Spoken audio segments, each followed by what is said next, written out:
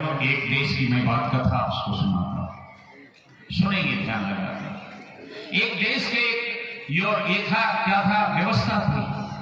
वहां किसी को 10 वर्ष के लिए राजा बनाया जाता था और 10 वर्ष के बाद किसी दूसरे योग्य व्यक्ति को चयन किया जाता था, उसे राजा बना करके पुराने राजा को कहीं ऐसे जगह पहुंचा दिया जाता था जहां से वह वापस नहीं आता था, ये परंपरा ना जाने कितने दिनों से चला आ रहा है। आज एक पूर्व के राजा का समय पूरा हो गया है, दूसरे एक योग्य व्यक्ति, युवा व्यक्ति को क्या है, चयन किया गया है और उसे राजगद्दी पर बैठाया गया, राज तिलक किया गया और पुराने राजा को लेकर के लोग जा रहे हैं जहां परंपरा के अनुसार और राजाओं को ले गया था। वह जाने से इनकार कर रहा था, रो रहा था, उसके परिवार वाले रो रहे थे, बच्चे रो रहे थे, उनके जितने भी संबंधी थे सभी लोग रो रहे थे। ये नौजवान राजा बैठा है, जो आज बैठा है, उन्होंने इस दृश्य को देखा। देखने के बाद इनके मन में प्रश्न होता है, ये रो क्यों रहा है? 10 वर्षों तक राजा रहा, इनके परिवार वाले रो क्यों रहे? इन्हें कहां ले जाया जा रहा है? फिर ये जाने से इनकार क्यों कर रहे हैं? बहुत सारे प्रश्न उनके दिमाग में घूम गया, शायद आज तक के किसी के दिमाग में नहीं घूमा था। उसने दूसरे दिन, उस दिन तो कुछ नहीं बोला, लेकिन दूसरे दिन जब उसकी कचहरी लगी, उसका मंत्रिमंडल बैठा, तो अपने मंत्रियों से यही प्रश्न किया कि ये जो कल वाले जो राजा थे उनको लोग कहां ले जा रहे थे और क्यों रो रहे थे, जाने से इनकार क्यों कर रहे थे? मंत्रिमंडल ने कहा, महाराज जी, पूछने का चीज नहीं, हमारे देश की परंपरा है, ये बातें आपको 10 साल के बाद स्वयं पता चल जाएगा। कहा नहीं, मुझे आज बताओ क्या बात है। कहा ये महाराज जी परंपरा है नहीं बताने का, इसलिए आपको नहीं बताया जाएगा। कहा चलो आज की कचहरी है स्थगित होती है। उन्होंने वहां ये समापन किया, घर में गया, अपने शयन कक्ष में गया, रात भर चिंतन करते रहा, क्या बात है, 10 साल के बाद क्यों याद आएगा, क्यों जानेंगे, आज क्यों नहीं जानेंगे? और फिर ये बहुत कष्टमय जीवन लगता है, कुछ खतरा है उधर, इसे तो पहले जानने के बाद ही उसमें कुछ सुधार किया जा सकता है। नहीं,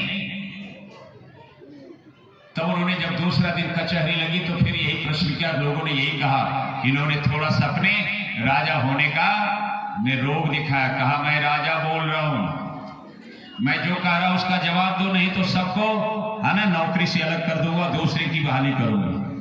सभी लोग चुप हो गए, कैसा राजा है ये तो हमारे देश की परंपरा को बर्बाद कर रहा है, ये तो कुछ ये क्या जो नई चीज पूछने का वो पूछ रहा है, ये तो गुप्त चीजें हैं, इसको क्यों पूछ रहा है? बोलो गायत्री माता की। बहुत अच्छे, जगल रहा दैया, सावधान रहो, सुनो, सोना नहीं, पहले हिलना डुलना शुरू हो गया। हाँ, तो उन्होंने कहा बताना ही होगा। एक बुजुर्ग मंत्री ने पीछे से कहा, महाराज जी आपका जिद है तो मैं बताऊंगा तो, लेकिन इस बीच सभा में नहीं, मैं आपको एकांत में जाकर आपके कान में कहूंगा, नहीं तो हमारी परंपरा समाप्त हो जाएगी। हमारे देश की परंपरा है, मात्र बहनों, परंपरा जो है ना, हमें बहुत बर्बाद किया है। ध्यान रखना, आप भी परंपराओं के चक्कर में हो, आप ही परंपरा की बात करते हो कि नहीं हमारे बाप दादा ने ये किया था, हमारे ससुर वाले लोगों ने ये किया था, हमारे मायके वालों ने ये किया था, हम भी वही करेंगे।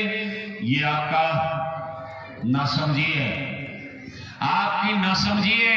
अरे विवेक से काम लिया करो, समय रोज बदल रहा है, रोज को जो कल सही था आज वो गलत साबित हो रहा है, इसलिए अपने विवेक की बात करो, परंपराओं में मत जाओ, नहीं तो केवल फंसाना है, फंसाना है, फंसाना है।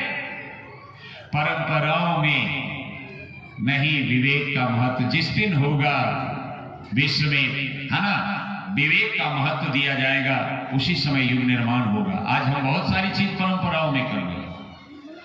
एक मंदिर में एक पुजारी पूजा करते थे और शंख बजाया करते थे। क्या बजाते थे? बोलो, शंख देखा है आप लोग? ढोल की तरह बड़ा इतना बड़ा होता है? नहीं होता है। तो आपने शंख बजाया करते थे। जब वो शंख बजाते थे तो सामने वाले घर में एक धोबी रहते थे, उनका एक गधा था। वो गधा भी उसी समय अपना आवाज देता था, है ना। जब शंख बजा उधर से तो गधा भी उधर से बोलता था ढिचो ढिचो, है ना। पंडित जी को लगा कि पिछले जन्म में जरूर ब्राह्मण रहा होगा। पंडित जी को लगा हमारे ही जात बिरादरी का जरूर रहा होगा, इसलिए तो ये भी उस समय पर पूजा करता है, आवाज देता है। इसलिए उनको एक नाम रख दिया था। क्या नाम रख दिया? पंडित जी ने रखा। किसको? गधे का। शंखराज जी महाराज। उसका नाम क्या रखाया? शंखराज जी महाराज। एक दिन उन्होंने जब पूजा करके शंख बजाए तो गधा नहीं बोला। तो पंडित जी को चिंता हो गई कि गधा कहाँ गया। तो उन्होंने पूजा समापन करके वो धोबी भाई के घर में गए। उन्होंने पूछा कि आज शंखराज जी महाराज नहीं बोले, बीमार तो नहीं है?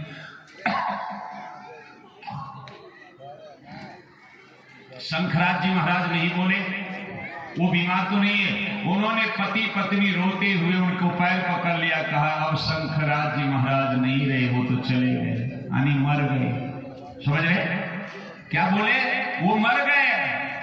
पंडित जी को बड़ा कष्ट हुआ, क्या शंखराज जी चले गए। उनको लगा चलो अब क्या करना है, अपने ही बिरादरी के लोग रहे थे, ये क्या है, इतना तो कम से कम करते हैं, बाल मुड़वा लेते हैं।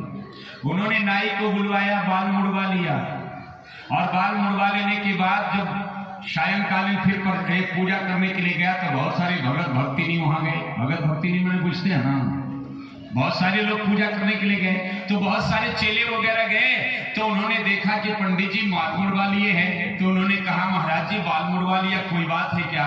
कहें जजमान, शंखराज महाराज नहीं रहे, शंखराज जी चले गए। तो जजमान को लगा जिन्हें शंखराज जी उनके नाना रहे होंगे, दादा रहे होंगे। चलो भाई अच्छा कोई बात नहीं, चलो पंडित जी इतना दिन से रह रहे, हमारे मंदिर में रह रहे, हम लोग भी कम से कम इतना तो फर्ज निभाएं। क्या फर्ज निभाएं? कि अपना बाल मुड़वा ले। धन्यवाद आपको।